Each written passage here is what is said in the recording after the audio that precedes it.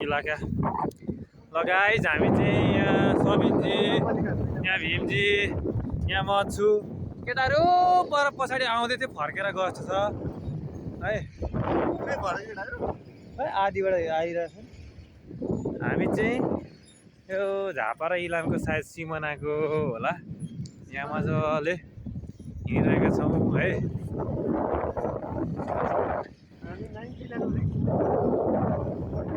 लगभग हामी चाहिँ लामो पुलको अब लगभग अलिकति मात्रै बाँकी छ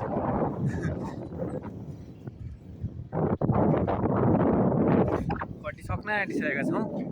यहाँ तल चाहिँ एकदम पुरा खेतीहरू हुँदो रहेछ है हामी चाहिँ यहाँ माथि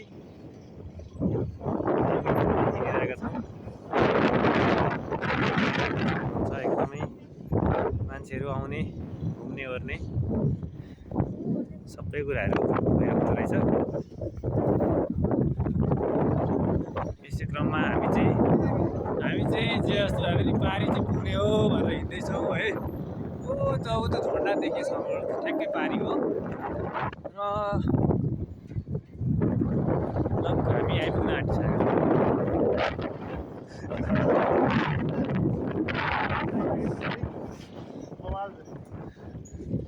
यहाँनिर तलपट्टि सुपारीहरू लगाइरहेको देख्न सक्छौँ है विभिन्न धान खेतीहरू हुँदो रहेछ साइडमा ठुलो नदीहरू पनि देख्न सक्छौँ र यहाँ भनेको हामी चाहिँ हिँडिरहेका छौँ है गाइज यस्तै छ लगभग हामी पुग्न आँटिसकेका छौँ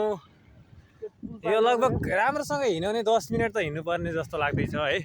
अब अहिले नै यहाँ भिडियो गरेको 2 मिनट भइसक्यो हामी हिँडेकै नै छौँ हो लगभग 10 मिनटभन्दा अझै ज्यादा हुँदो रहेछ ल 15-20 मिनट जति है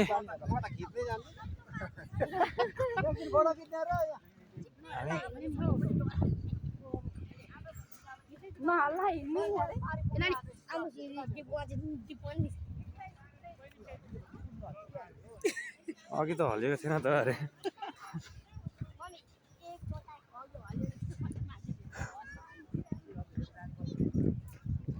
अब लगभग हामी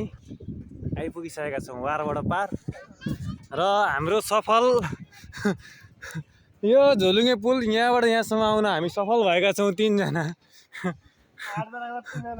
हामी 8 जना मध्ये 3 जना चाहिँ आउन सफल भएका छौँ र अरू साथीहरू चाहिँ कोही बिचमा हुनुहुन्छ भने कोही चाहिँ पल्ला छेउबाट हामीलाई हेरेर बस्नु भेट्छ यस्तै छ गाइज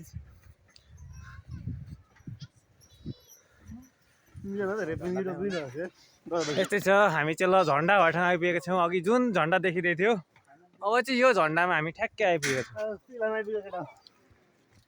ल यहाँबाट देख्न सक्नुहुन्छ यो जति परसम्म देखिरहेछ एकदमै के ल्याएछ